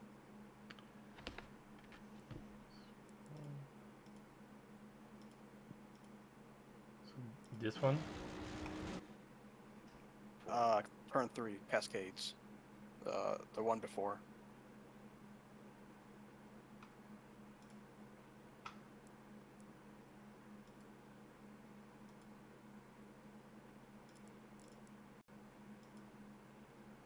You want? Yeah, for some reason they considered the kink before the turn 2. It's dumb. Yeah. When the racetrack looks on the corner, you're dumb. Yeah, there's a couple tracks like that. I call this turn 2 all the time because like I feel you, Henry. Like, yeah, the track bends, I get it, but why are we calling this a turn? Is something you want to see on that turn? You just want to go through. I just want to go over the line again.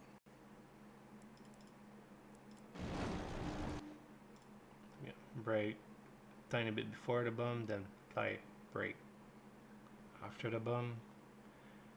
Then we want to get to the curve on the left, on the white line, not too much on the curve. Well, and what's the key element that you're trying to find when you go through the corner? You're trying to find the one place that you can get on the power, get the full throttle without having to come off it. Yeah, once Like, you're on oh, throttle, you don't want to get back. Well, and the question you can always ask yourself when you're looking at your line compared to others might be, why shouldn't the car be there? And if you can't give yourself a good reason, you're probably closer to the line than you think, right? Because let's say we went back to turn 3 entry and you were 3/4 of the way in, right? So you're not all the way to the edge, you're 3/4 of the way in, right? You would ask yourself, why wouldn't the car need to be here? Like, what more of the track could I have maximized turning in here? And you'd say, oh, I need to use more on the entry.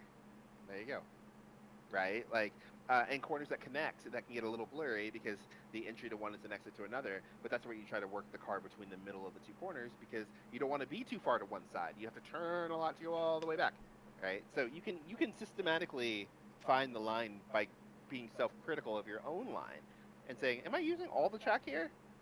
Am I maximizing the entries? If no, probably need to give yourself more room. Davin, would you say like where the dip is in the track, like by the Pirelli sign? Obviously,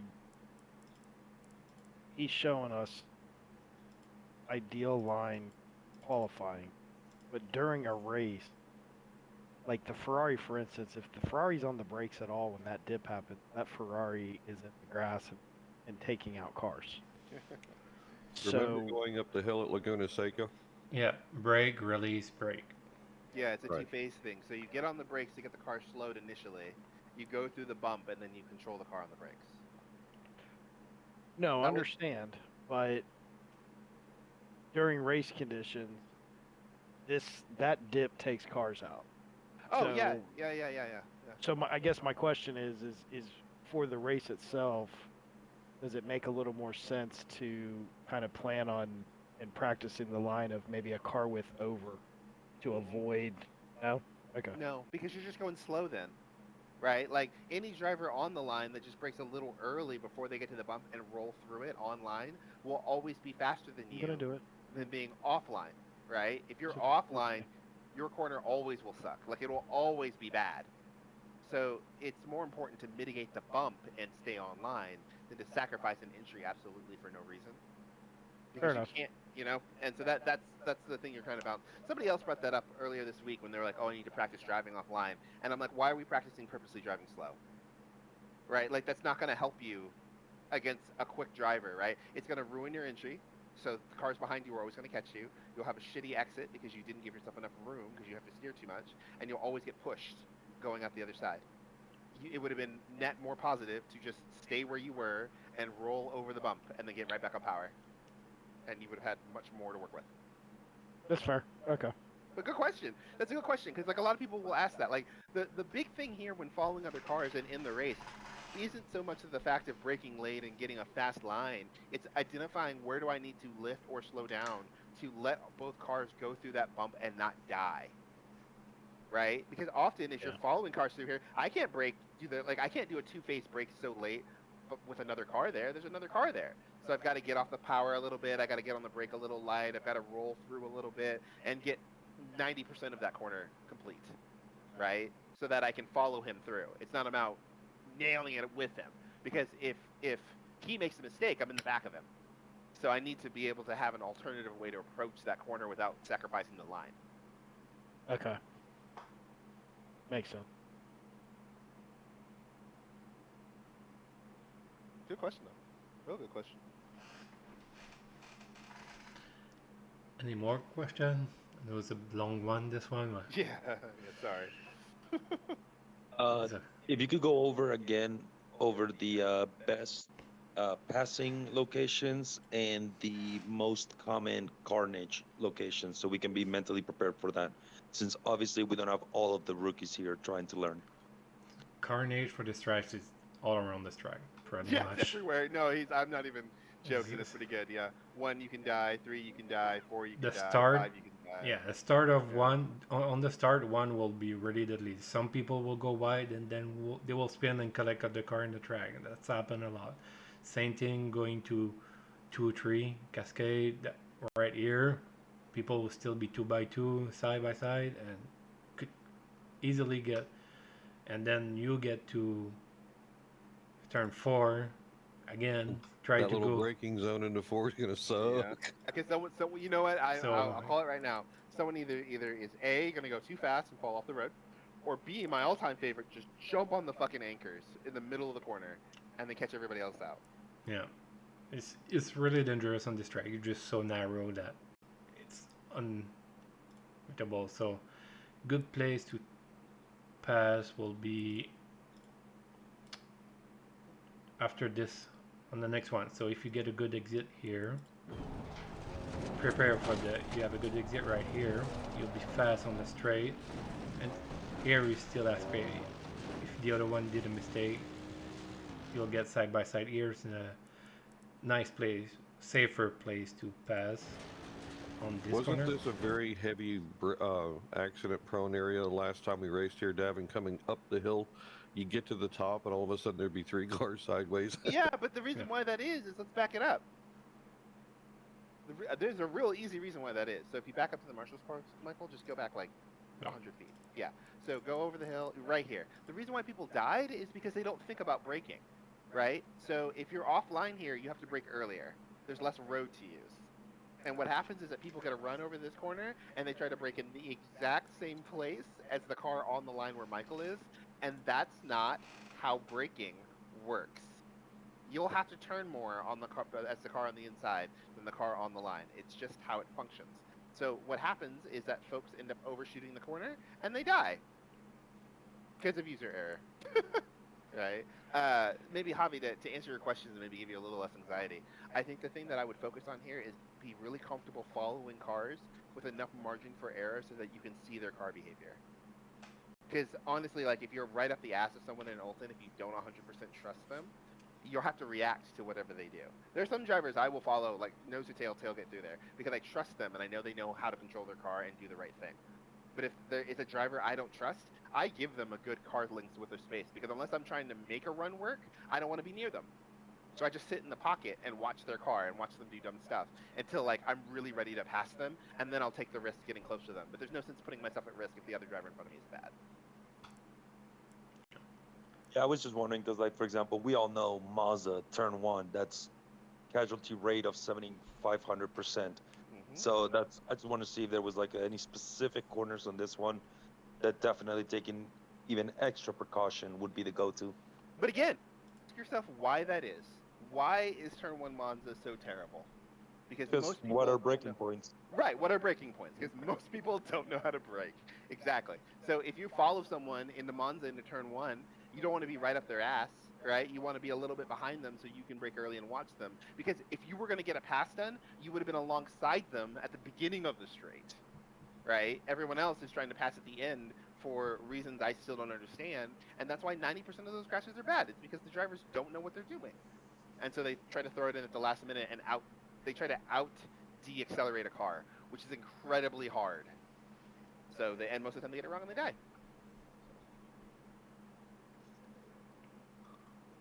All right, guys. Quick question. The upcoming turns here. I've driven this track plenty of times, and I'm always finding myself when I start braking, the aggressive drivers or the drivers that are faster. You know, a lot of people really don't want to wait to complete the turn, or they decide that they're gonna dive bomb. Yeah. Do you have like a suggestion or idea how to handle those kind of situations? Because here it's narrow. It's not an optimal place to pass. On this track, it's not a lot of place to pass unless somebody makes a mistake. Yep. But here you might take the right line. You might be on the right line, and here comes this aggressive driver who decides that I'm gonna stick my foot in this door and Yeah. force you off the track. What do you got? What do you do? What is your suggestion Okay. So for stuff like that? take exactly what you said, and I want you to hold on to what you said of sticking the foot in the door. Okay. What you need to do is close the door early. So as you come off of the corner before, you immediately go to the right.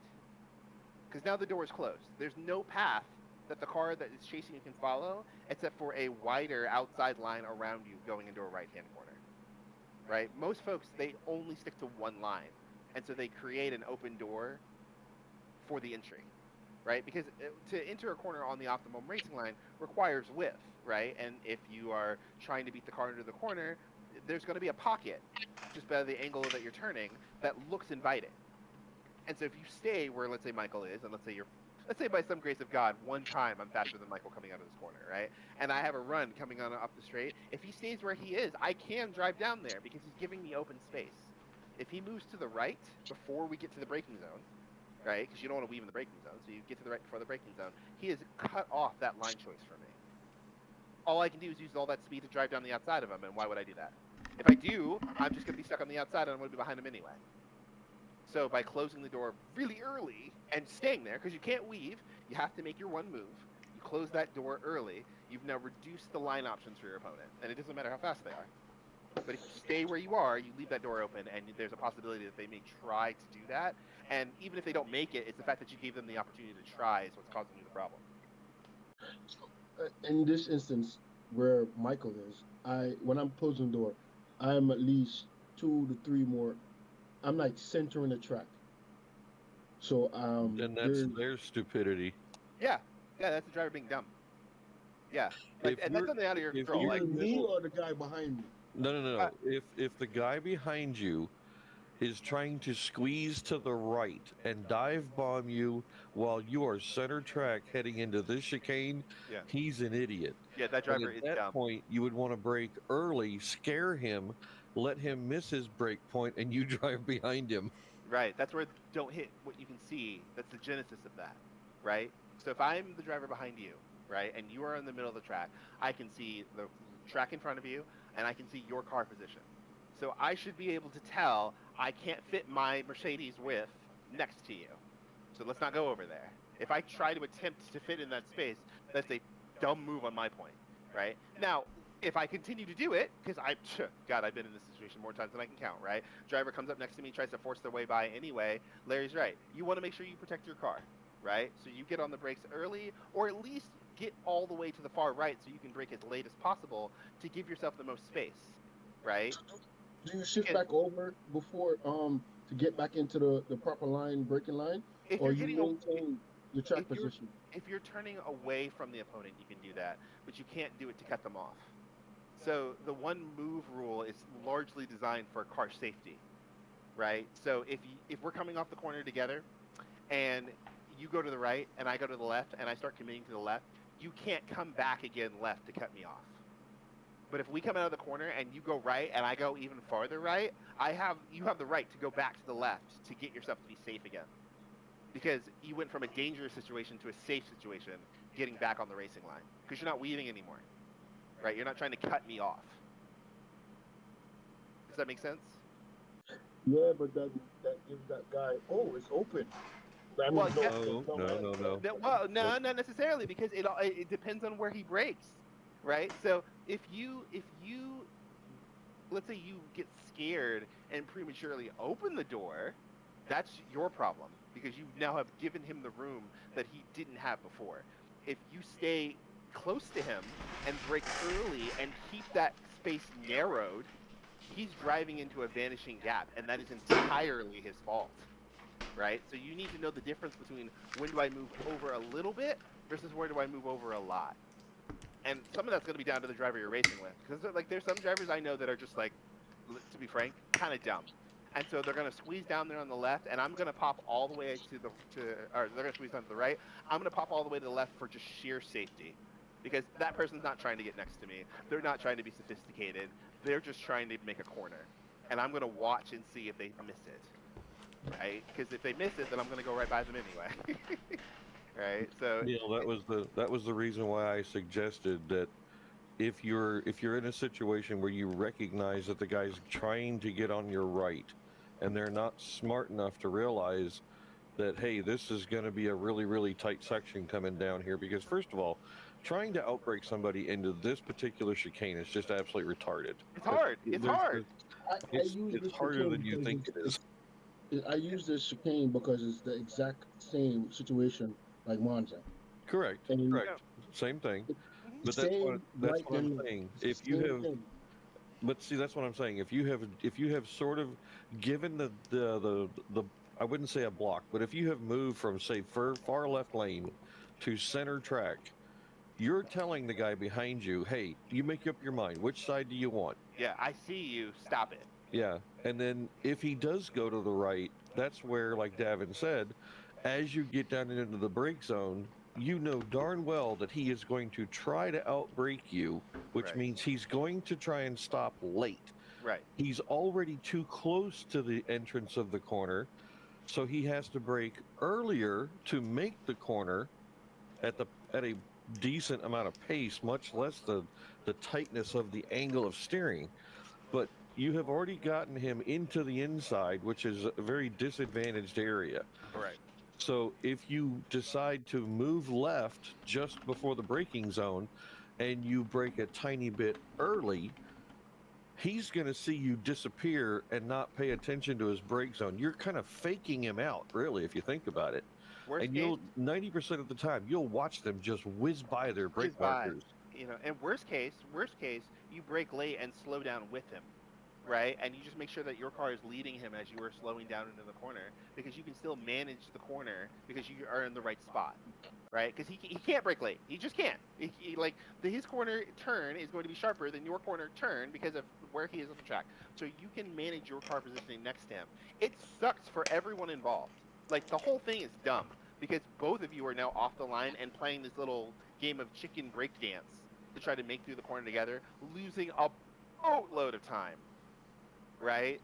So that's the other disadvantage that really sucks, is by the time you come out of the complex, the car in front of you is 4 seconds up the road. Because And you guys also, because you're ahead, even if the dive bomb is going to happen, you can manage the guy behind you with car position, braking, and how and when you're going to turn in, if and when you're going to turn in. Right. So you're in charge when you're ahead. Right. Now, right. the other thing is, well, when it comes down to it, like I said, if you're ahead, you're in charge, so you can manage the guy behind you. Now, if you're talking about if he's dead nuts beside you, Different you story. have the ability to recognize that, okay, I'm going to fake him out and let him think I'm going to brake deep, and you brake a little bit early or at your normal braking point, which tends to end up being earlier than he's going to brake, and he'll end up going right past you. Right. So If he's technically, alongside you have control of the whole situation. Right. If he's alongside you coming out of here, you lost the battle when the car pulled up next to you. Now, both of you have to give each other racing room, 100%, because you can see him, and so you have to give him room. But if he's behind you, and in the conversation we've been talking about, he's been behind you, you have line and corner choice priority, right? So there are a couple of rules of things you can't break. You can't weave. You can't run him completely off the road on the inside because you don't want to risk your own car, right? But there are some things you can do to give yourself the most amount of usable track possible, and that if he hits you, it's his fault. So you maximize all of those, right? Anything else after that is just kind of down to the circumstance, right? And so it might be who I'm racing with that will dictate that a lot, because some folks are like, they're just going to dive no matter what because they're not thinking about it like I was thinking about it. I need to let them miss the corner entirely so I can get away from this person. All right, cool. Thank you. One thing too, Neil, you got to remember too, is the scenario that Davin and Larry are talking about makes a lot of sense in a one-time situation when you're driving down here and someone's trying to dive in on the inside. But you also got to remember, you got a whole race ahead of you.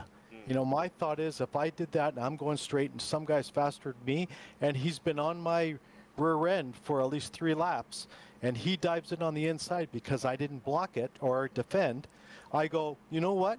Let's let him pass. But I'm going to make it hard for him. I'm going to like Davin said, I'm going to I'm going to find my brake spots. I'm going to do everything I usually do. I'm not going to get all, oh, this guy's going to pass me. I'm going to wreck his day, or I know he can't get in front of me.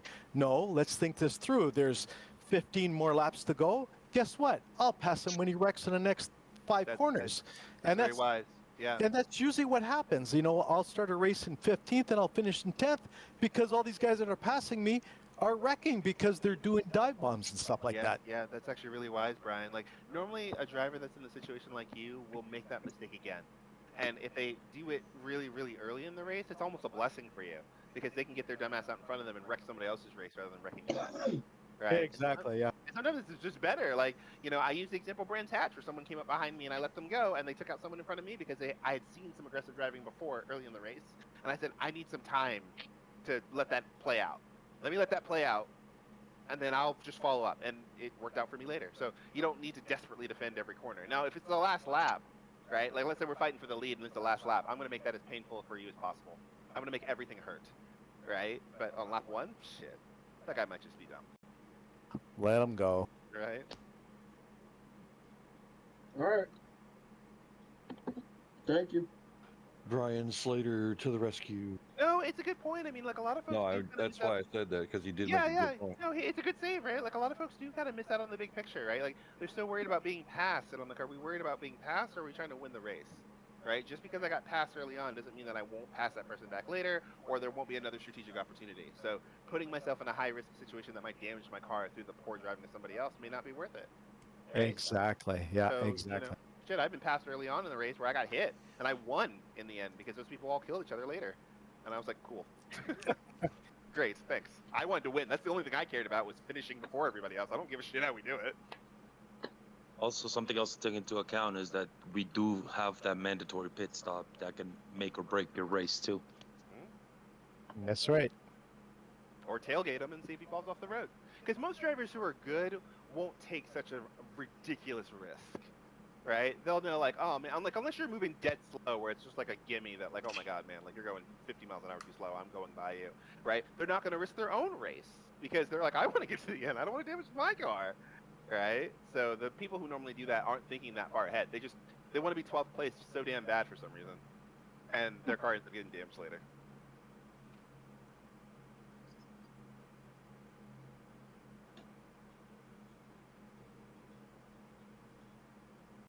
Thank you, guys. Oh, you bet.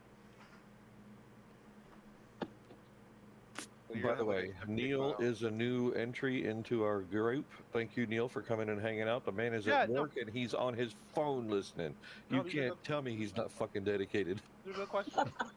I've been in the group from, I want to say about a year. I just haven't raced with you guys because my work schedule is ridiculous. Oh, So, I know, man. I know. and I'm I just reached- giving you a hard time. I reached out to, was it yesterday? Because I realized I've hit a plateau and I can't figure out what the hell I'm doing wrong. And coming here today kind of helped me realize that I'm not understanding the lines that I'm driving.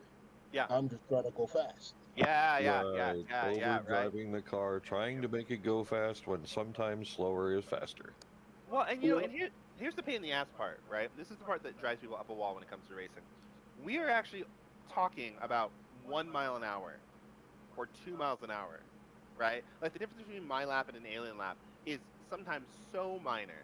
Like, I released my foot off the brake 10 feet earlier. Things like that, right? So after a while, you put in a lot of laps and you start to understand things and you're able to exploit them a bit more, right? But that's where you have to kind of work your way through that kind of frustration area until you're able to make it to the next big step. Because it isn't, most of the time, it isn't like some big, like, oh my god, I'm going 20 miles an hour too slow. It's, I'm 2 feet too far to the right, and I'm 2 miles an hour too slow because I braked 2 feet too late, right? Things like that. So, just, that's why the community is important, because we can all help each other. Like, that's where battling other people are so important, because when you see someone else do it, you can be like, oh my god, that's why. He brakes there. I see, right? Things like that.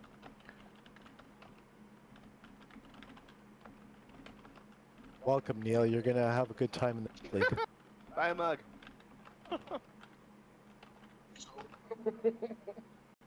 Alright, Michael, I'm sorry for making your file 7 gigs. I have not That's fine. yet begun to help you, Neil. You reached out to me like a couple months ago, and I just. Oh, no worries, man. We're all here to learn, buddy. All right, cool. Whew. Alrighty, I think we're done talking about this now. Yeah, this is really good.